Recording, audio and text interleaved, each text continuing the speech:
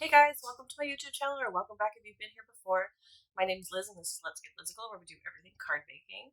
Today is day 8 of my Christmas card series for 2023, and we'll be doing a shaker card, just like a standard shaker card, using Simon Hurley's Winter Woodland set. I absolutely love this set. I don't have a lot of Simon Hurley products, but I needed to have this one because I absolutely love these two deer images. As soon as I saw this one, I came up with this cut file idea. It's not really anything new. You can buy dies for this technique as well, but I'll show you what I did. So the first card that I did, I'm just going to show you the finished card as always. So I did these like birch tree cut files, and there's a circle and an oval shape in the package. They'll cut A2. I did scale them down a bit to 4 by 5 1/4 instead of the full A2 panel. And then for the background on this one, I ink blended 3 Distress Oxide inks. So Squeeze Lemonade, Kitsch Flamingo, and Tumbled Glass, I believe. And sprayed it with water, so it gave me a little bit of dots. And then I added some more of the Jelly Roll Stardust pen for some like atmospheric sparkle. And then I used the Standing Deer and the Walking in Winter Wonderland. And for today's card, we're going to do, I colored the deer in like warm grays, just so it looks kind of almost like a white deer. And then we're going to use the oval size, which again I cut down, but I think the background, I'm going to ink blend using some Simon Says Positively Saturated inks. And I wanted them to be a little bit more on the teal side, so we use Seafoam, Turf, and Ocean. I'm starting to collect those just because they are water reactive inks, and they have quite a few colors that are really nice. But anyway, I'm going to be using the oval shaped one, which is a bit longer, and I think I scaled this up from the original size. Maybe not. I might have left it. I did a 3 by 4 in the cut file.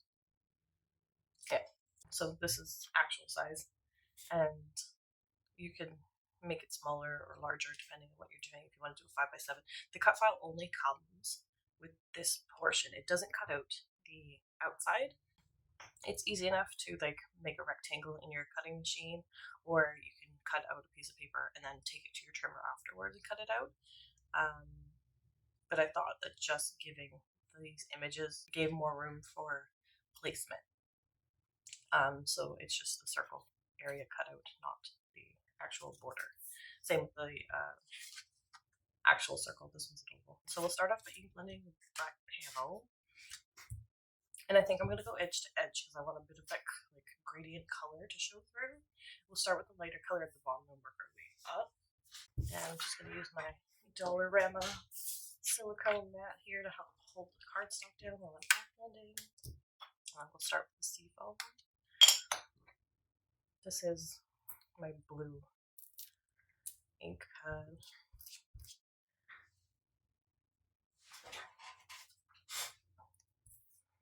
I'm just going to see if there's any more color on it. Okay. And then I'll just speed through this process.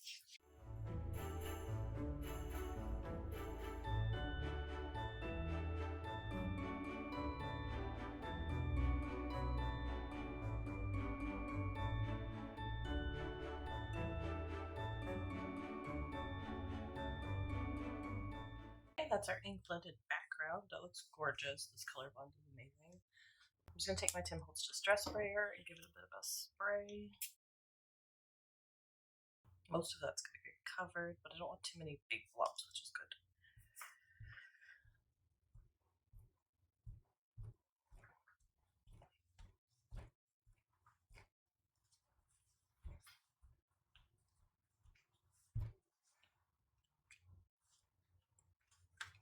Okay, we're going to set that side to dry, and then we'll start building up our shaker card. I should get a different towel, but let's start off by cleaning our acetate machine. Again, this is just dollar store, 70% isopropyl alcohol, and we're just gonna clean all the fingerprints and whatnot off of this. And then tape it to the backing. You could cut it either way, but I think I'll keep the bigger one on this right side once you flip it.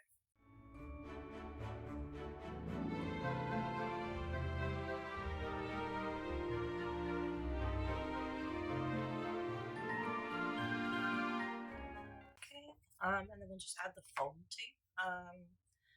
And I'm just going to add it around the edge, and I might add a few little pieces in between, but we'll see. So I'm just going to use my 1/16 inch foam tape from Michaels.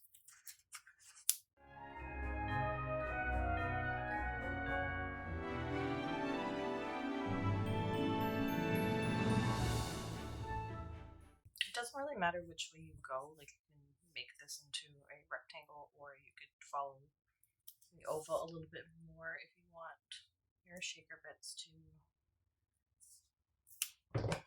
stay within the oval. Maybe you want it to follow it. So for shaker bits, I'm going to use some of the Simon Says stamp unicorn confetti, and I'll use some of these glitter discs.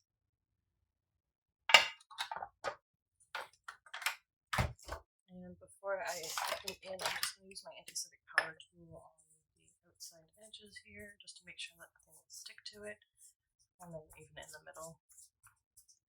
The great thing about having the brush is it kind of brushes it off as you're putting it on, so it doesn't like stay powdery here.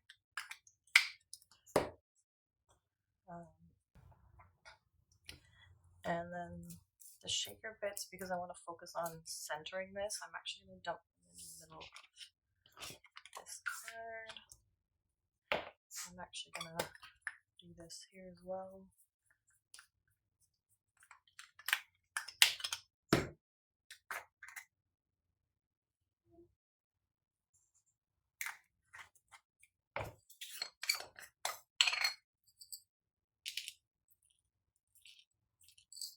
And I don't want to add too much to this, just a little bit.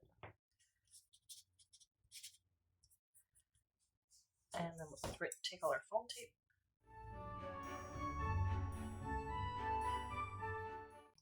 This is why I like flat shakers, so it's a little bit easier to put together. But sometimes, you know, you just want a shaker with a bit more dimension to it.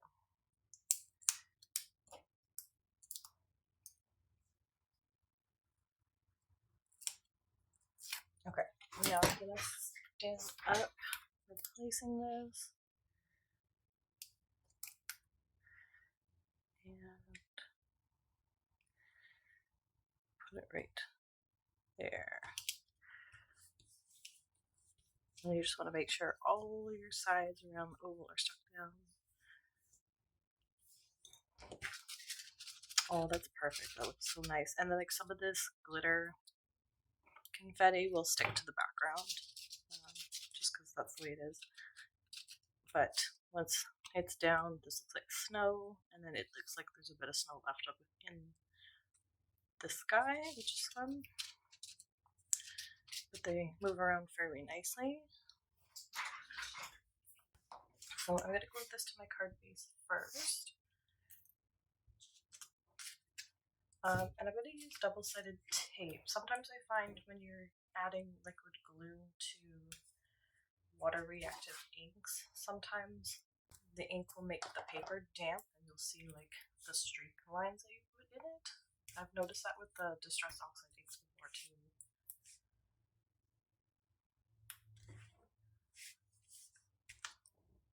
Like I'll probably put a thin layer of glue in here because you won't see it. It'll be behind the white frame anyway. Just because I've also had problems with this stuff coming unstuck after a while.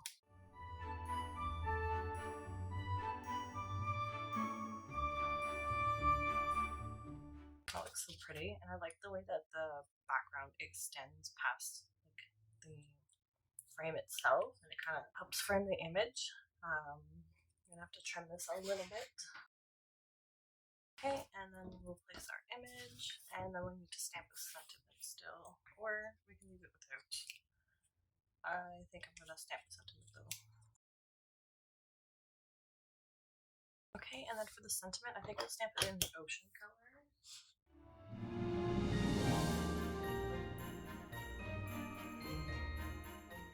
That at least coordinates with the card coloring. I like to do that quite a bit. And then I think we'll just cut this into maybe like a wonky bubble. Not too much.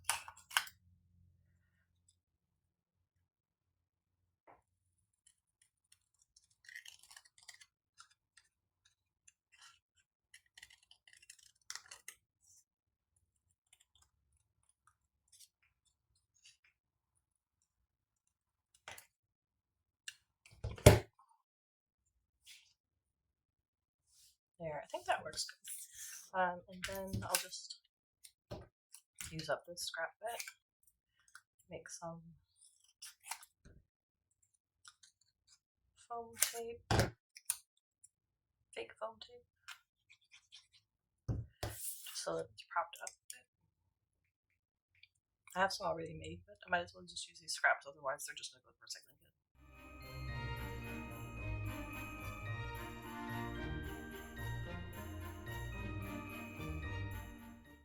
Okay, and I think I'm gonna maybe add a few of these Studio Cottage sugar glitz discs, and then maybe moving around the border a bit.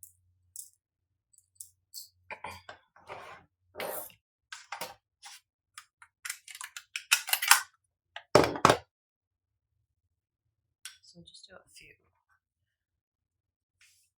like maybe only 3 even.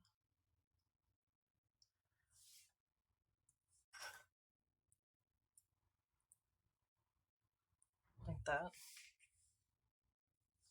Yeah, I think that works.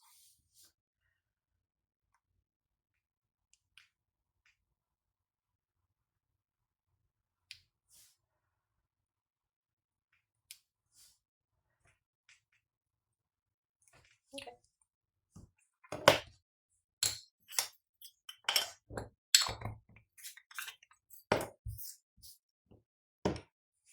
So those are our cards for today. Quick, simple.